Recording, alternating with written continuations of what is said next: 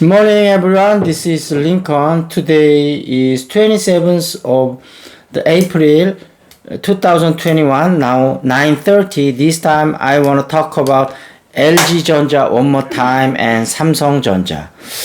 자, 오늘 주가 흐름 보니까 좀 플러스를 좀 이렇게 흘러가는 양상이고 저것도 대체적으로 어저께보다는 또 조금 플러스가 되는 상황이네요. 보니까. 그리고 셀트리온 삼형제는 오늘도 약간은 밀리면서 출발하고 있는데 오늘 오후에는 좀 반등이 좀 나왔으면 좋겠는데 어찌됐든 예의주시해서 계속 살펴보도록 하겠습니다. 그 LG전자 일단 소식이 LG전자 노트북 이게 그램인가요? 그램 15이 출시됐다 그래요. 그래서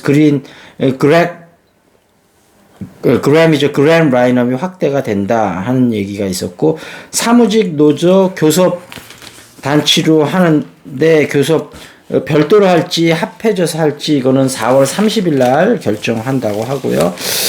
그 다음에 이제 여기 LG 5G에 관한 특허권, 요게 이제 미국에 있는 특허 회사부터 전 세계 각국의 회사들, 국내 특허 회사까지 해갖고 요거를 굉장히 많이 노리고 있다고 합니다. 시장 가치는 1조에서 최대 2조 정도 될 거라고 하는데 3,700건 정도의 글로벌 3위라고 그래요. 5G 관련한 특허가요.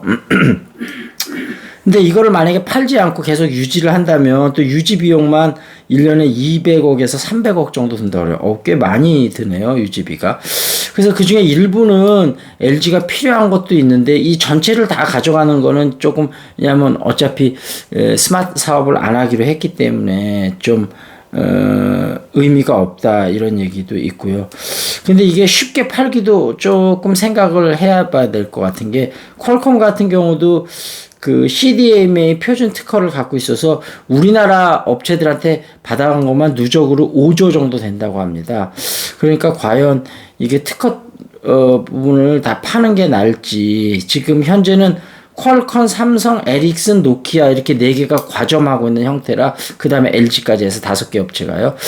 그래서 이제 요게 요거의 가치를 얼마나 두냐 이런 거에 따라서도 그때 이제 LG가 이제 그 무선사업부를 정리하려고 그러다 완전히 정리는 못했는데, 어찌됐든 그런 부분은 좀 더 지켜봐야 될 것 같습니다. 무엇이 LG전자에 더 득이 되는지 그런 부분을, 물론 단기간으로는 파는 게 남지만 중장기적으로 볼 땐 또 어떻게 되는지 득실을 한번 따져봐야 될 것 같다, 그런 얘기고요.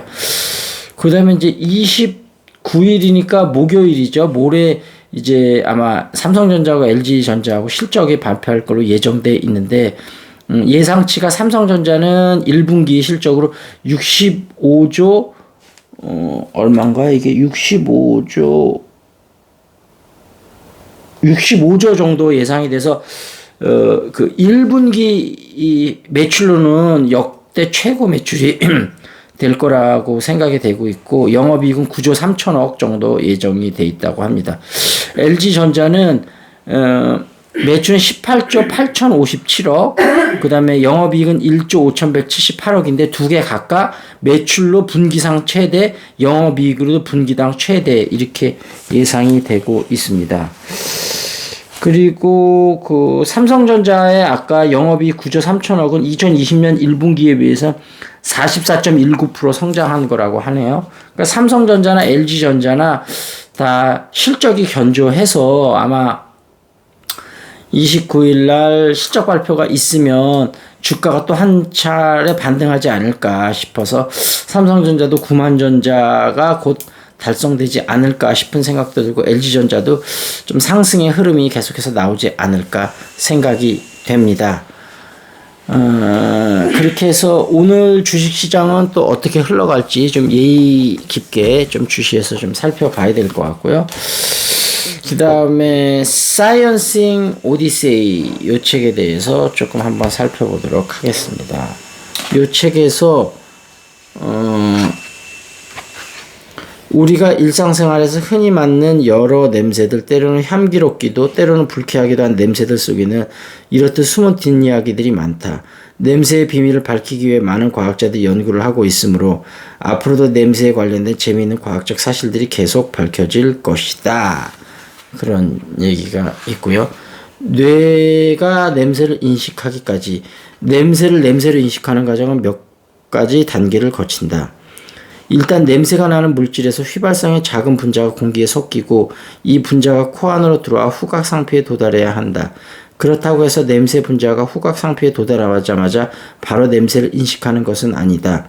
냄새 분자는 열쇠와 자물쇠처럼 후각 누련의 냄새 수용기와 정확하게 들어맞아야 후각 세포를 자극시킬 수 있다. 이런 얘기가 있었고요. 그다음에 이제 한국 사람 만들기. 이 책에서는 이제 저번에 친미 기독교파까지 했었죠. 소련과 공산주의가 한국사에 미친 영향 역시 지대하다. 제정시대부터 러시아는 조선반도를 극동 전략의 핵심으로 간주했다. 제정 러시아는 조선반도에 대한 영향력을 확보하는 데 실패하지만 소련은 한반도 북부에 친소 공산주의 정권을 세우는 데 성공함으로써 한반도의 지정학과 이념적 지도를 바꿔놓았다. 공산주의 이상은 자급자족하면서 모든 것을 공유하고 함께 나누는 농경사회였다. 아직 농경사회에서 벗어나지 못하고 있던 조선 사람들, 특히 주자 성리학의 윤리도덕을 바탕으로 하는 향촌 공동체를 지향하던 조선의 지식인들에게 공산주의는 매력적일 수밖에 없었다. 공산주의는 자본주의처럼 근대 사상이면서도 조선 사람들의 이상향인 농촌사회를 파괴하고 산업화 도시화를 촉진시켜 빈부격차를 심화시키면서 물질주의 이기주의 사회를 배태시킨 자본주의에 대한 대안을 제시하였다. 더구나 공산사회는 자본주의가 자체적인 모순으로 붕괴한 후 도래할 새로운 사회, 역사적 한 단계 더 진보한 사회로 제시되었다. 공산주의가 조선의 지식인뿐만 아니라 수많은 제3세기 지식인을 사로잡을 수 있던 이유이다. 소련은 비록 역사 속으로 사라졌지만 소련이 제시하고 추구했던 공산주의는 전통 주제학적 이상함과 절묘하게 혼합되면서 아직도 한국 사회에 강력한 정서적, 이념적 영향력을 행사하고 있다. 자, 여기서 좀 마무리를 짓도록 하겠습니다.